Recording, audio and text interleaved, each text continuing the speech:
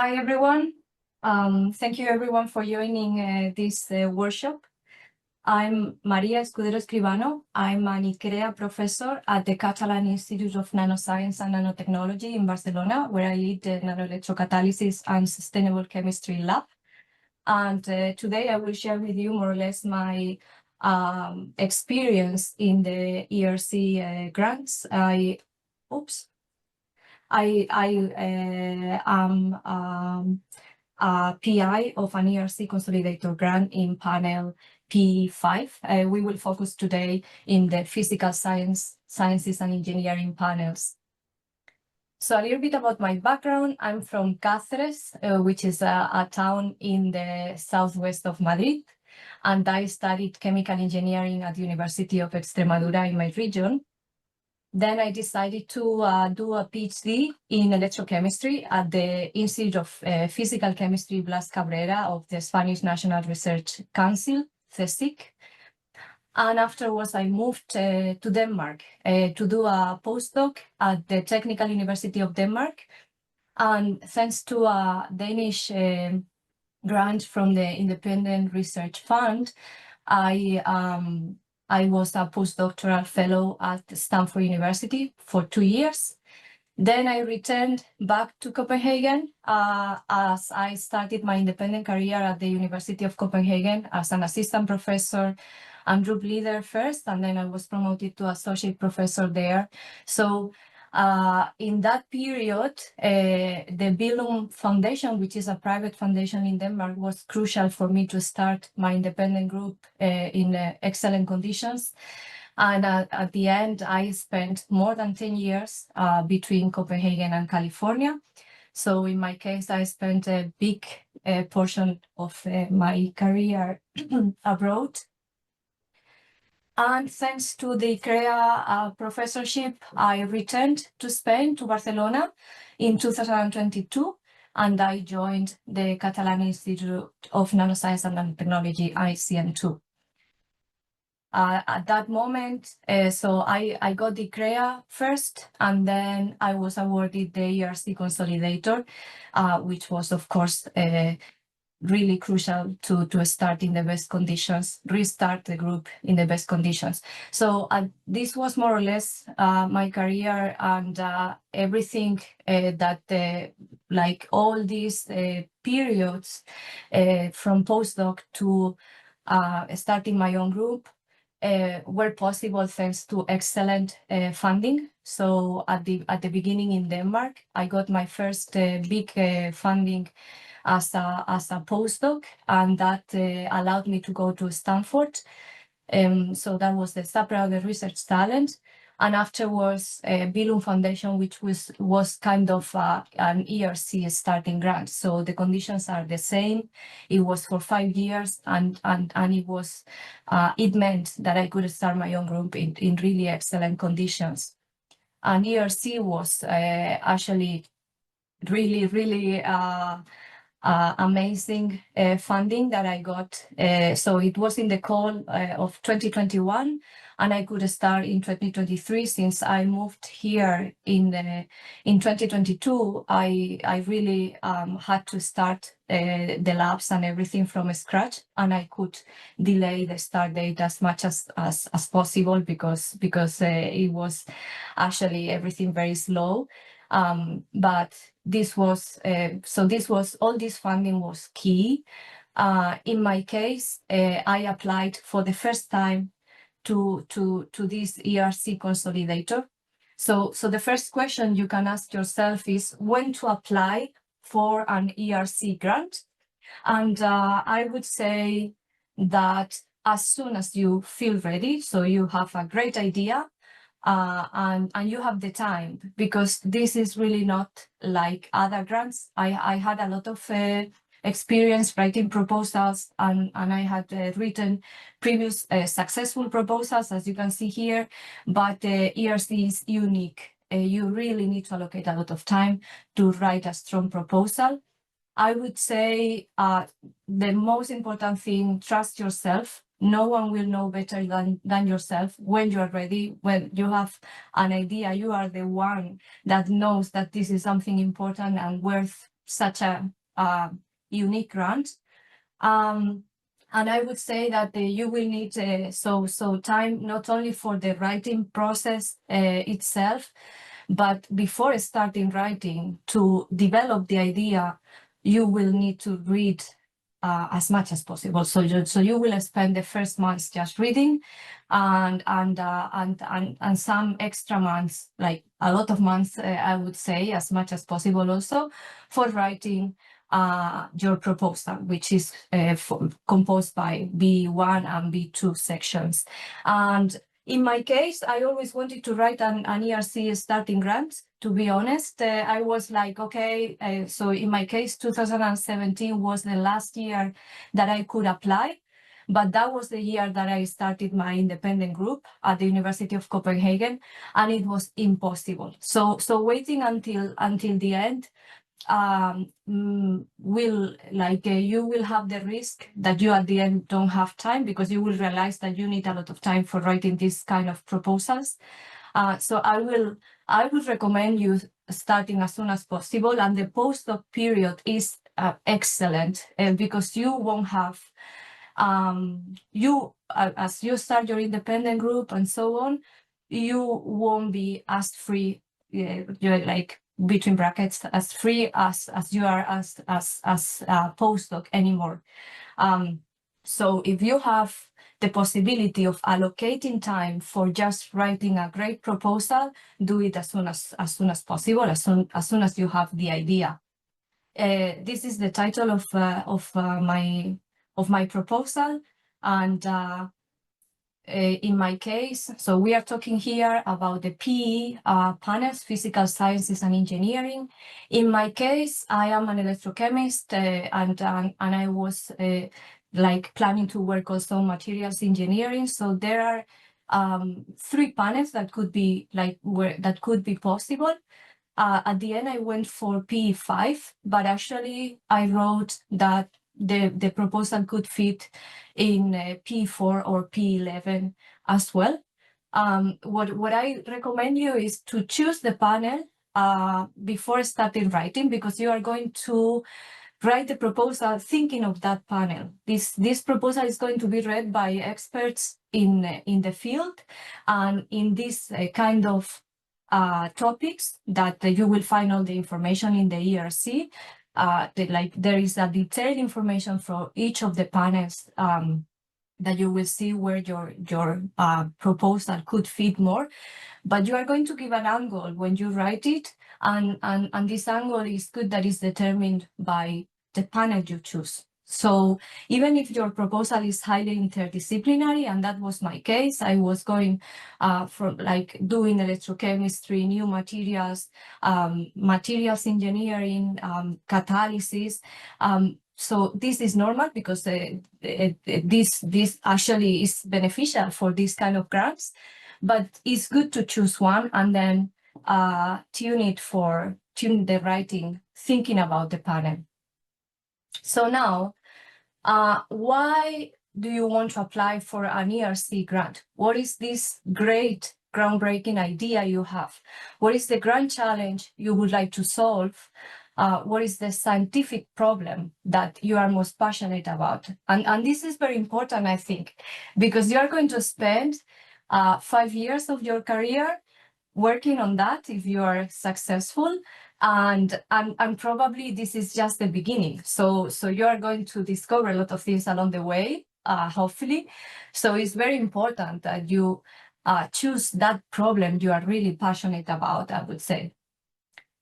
And why you? And this is very, very, very important, that is also reflected in the way you write the proposal, because the panel members have to see that you are really the best researcher to address that grand challenge, that your approach is unique, and something very important, because there are many grants that you can apply for, but you want to apply for an ERC grant, which is €1.5 million for a starting grant, €2 million for consolidator, €2.5 million for advanced. So it's a lot of money. Why do you need a dedicated team of scientists and advanced techniques, for experimentalists, to carry out this research? So this is very important, because otherwise they are going to tell you, okay, you can apply for one smaller grant that it can be fund your research for 2 or 3 years, have a couple of people, and that's it. But you need the ERC because this is unique. What do you need to be pioneer on a research field? Like, I mean, you will have to prepare a very detailed budget as well. And this is kind of the wish list that will allow you to buy those dream techniques that will make you and your group unique. So ERC, in my opinion, is ideal to start your own group, or like in my case, restarting your group in a new place, because I mean, in my case, I was able to buy to build the new labs from the beginning, and in this case, this was super important. You are going to get advanced techniques. In my case, it was really my dream techniques that I always wanted to have since before starting my group at the University of Copenhagen, and now it's possible here. And most of the big techniques have been funded by my ERC at the moment. So we have been able to build amazing labs at the ICN2, and most importantly, amazing team. And this is so this is a team of like really international team formed by researchers of 10 nationalities, and really interdisciplinary. A lot of they come from different backgrounds. They is a really diverse team of scientists, and now there is a big portion of them working in the topic of my ERC, and many of them working on other grants that, for instance, they got themselves, like Marie Curie Fellows, also on this topic. So you are going to start a new topic, and then you are going also to train scientists, like young generation of scientists in these new topics, which is really exciting. So let's move to the part where this like workshop was like the topic of this workshop, which is writing the ERC proposal. I would say it's never too early to get started, because when you get started with the writing, you will realize that you need a lot of time, that you need months of reading plus months of writing a strong and very polished proposal, which is the objective here. Both text and figures need to be very carefully prepared, and of course you need to make it appealing and easy to read for panel members and evaluators. So in my case, I can share with you. So my ERC consolidator was like the acronym is Atomistic, and it's focused on atomic scale tailored materials for electrochemical methane activation and production of valuable chemicals. So it consists of novel ideas that could generate huge scientific breakthroughs. One downside, it was that I hadn't demonstrated feasibility, so I didn't have any preliminary results at the moment that I wrote the proposal. This is not ideal, but I want to share my case to show that it's possible. So you can get, so you can try to show why you think is feasible without preliminary results. And in my case, it was a new topic, but using my expertise, which is electrochemistry and materials engineering, where I had a demonstrated track record. So this feasibility part is very, very important. And you have also to demonstrate it in your proposal. Also, I would say that a good acronym, something that you don't forget, is also nice, because you are going to be using it for many years if you are granted. So it's nice to say something that people like. And that's a plus, and a logo as well. So it's nice to show, along with the ERC logos, the logo of your ERC grant. That should be something simple, but that illustrates the key concept. Now, as you might know, the ERC proposal has two key sections, B1 and B2. In B1, you have to write a synopsis. It's a 5-page synopsis that needs to be written for generalists because it's going to be read in step 1, your B1 at that moment. So you have to show why the research is groundbreaking. Why is it novel, innovative, timely? This is very important. And I think that if you do a good work here, the panel members and the readers will be looking forward to reading the B2, right? So this is like the key, like you write something that is super appealing and then they really want to know more, and all the details will be in your B2. In B1, along with the synopsis, you have the 2-page CV and 2-page, I think, track record.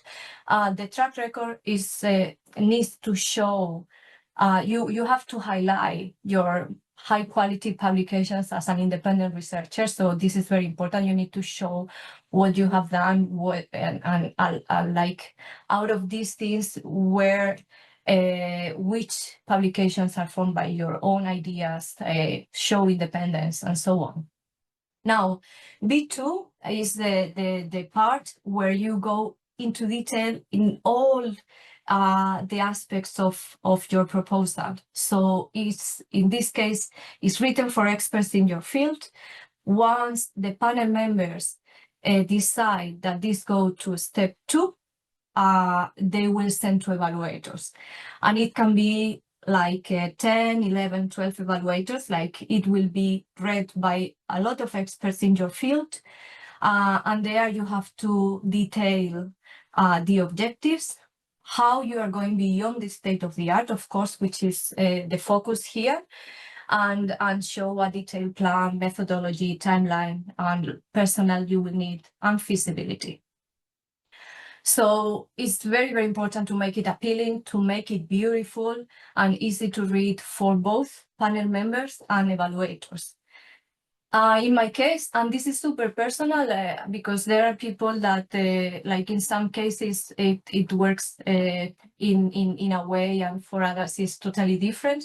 But in my case, it made sense to start with the B1 synopsis. So that's that 5-page part. That is going to be read in part in the first step. And I started like well in advance. I tried to write a very polished proposal that was read by colleagues, not many actually, a very few, but trusted colleagues, and that I could implement their feedback. So I allowed time for writing a very polished B1, and wrote the B2 afterwards. It wasn't read by anyone because there was no time. That's not ideal either, but again, you have to trust yourself, because here you are writing a proposal on your ideas, and these are your ideas that you have been thinking about for years. In many cases, that was my case. So trust yourself. It's possible to write it without feedback, and that was my case also. I was doubting myself in the last minute, I can tell you, and I was about not to submit it. And I mean, this is something that you never should do when you have been working on a proposal for many months. So trust yourself. And then this is very important. Both text and figures should be very carefully prepared. For instance, I can share that one important figure, and this was the only figure that was in both my B1 and B2, was the overview of the scientific approach. So my proposal was divided into like 3 projects that were connected together and so on, and just designing and writing that figure, one figure that you can, like, by just taking a look at it, you can see the overview of what you are doing in these 5 years. I think this is very important because images carefully prepared can be very powerful, and you can spend just in less than a minute, you can have an idea of the whole thing. So try to allocate time for that. Of course, this takes a lot of time. For me, that one figure was months of work. The figure was simple, but just the idea. So I think this is very important. And now just finishing, so regarding the interview, first thing, if you are seeing this video, watching this video, and you pass to step 2, congratulations, because this is already a huge achievement. And I think that now this is very recently some ERC consolidator candidates that were applying were notified that they are passing to step 2. So here I would like to share some thoughts and what I think, according to my experience. The interview is also very, very important. So it's a huge step just passing to interview. But as soon as you are notified, I would recommend you to start preparing. This is typically very few minutes, like in PE is from 6 to 8 minutes, I think. So it's very, very short, presentations with like a longer time for questions, and you have to prepare very well. So here you have an important task. You have to convince all the panel members, not only the ones that are more like closer to your proposal and have read your proposal, but everyone needs to agree that you are one of the projects that they want to grant.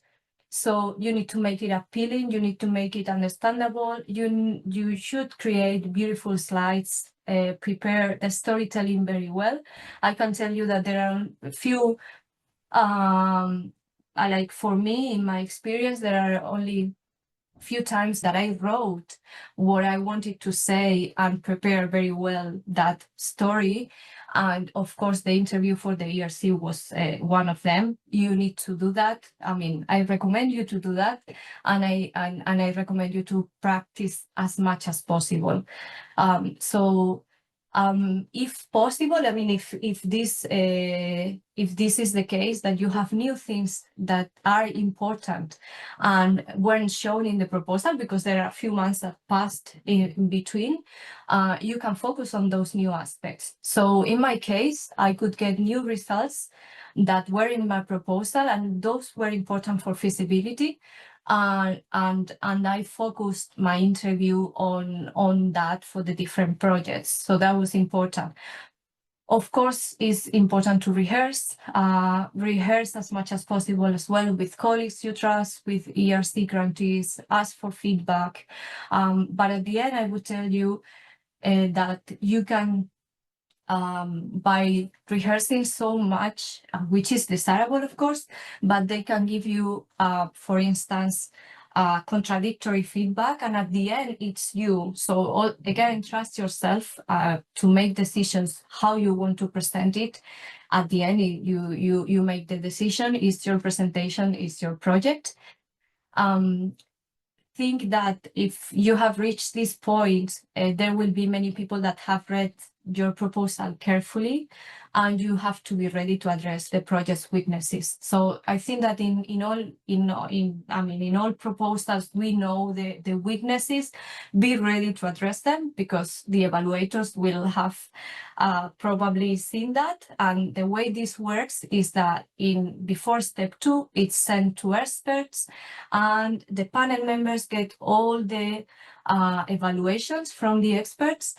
And there will be many questions that come from the evaluators, and other more general questions from generalists, which are the panel members. So you have to be ready for the different questions, different levels.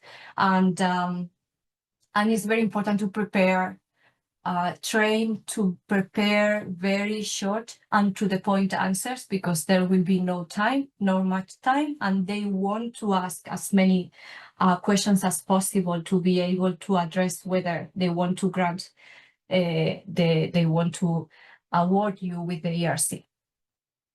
So in my case, for the interview, this was the structure, overall structure that I chose. I started motivating the problem, the challenge, then was the vision of Atomistic, what is the overview of the project, key objectives and preliminary results, methodology, which is what you detail very well in part B2, why you? I think having a slide on that, if the time allows, is also important, and perspectives. And I wanted to just finish this presentation by showing more or less what I showed in the perspective. This was my final slide of the interview.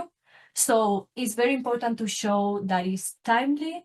It's very important, of course, to highlight the groundbreaking research that you aim to do. You are going to address a grand challenge that is going to have a huge scientific and technological impact.